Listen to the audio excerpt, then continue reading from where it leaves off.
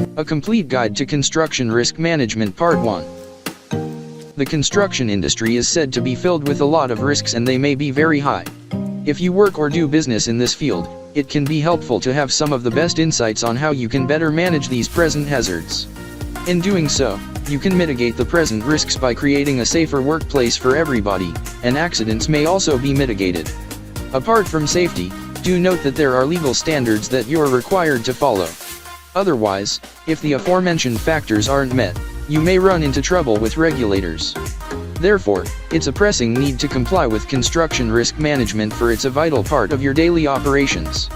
This article details a complete guide to construction risk management for you to know where and how to possibly begin handling different hazards present in the workplace. Start by understanding the different sources of construction risk. The first step in building a robust construction risk management system is understanding the different sources of construction risks.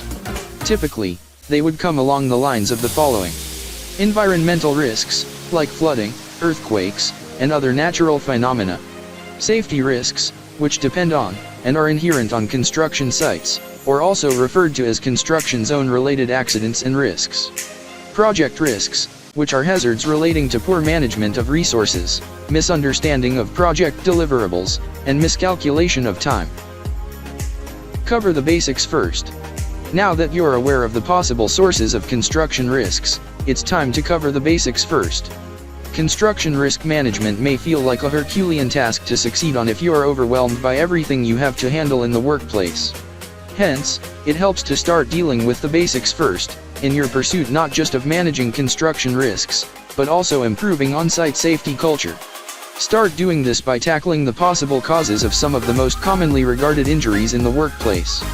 They're along the lines of fractures, overexertion, cuts, falls, slips, or trips, sprains, strains, or muscle tears.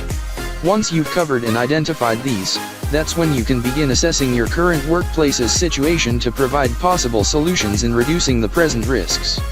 Once that's covered, you can move on to the other less pressing needs in your construction workplace.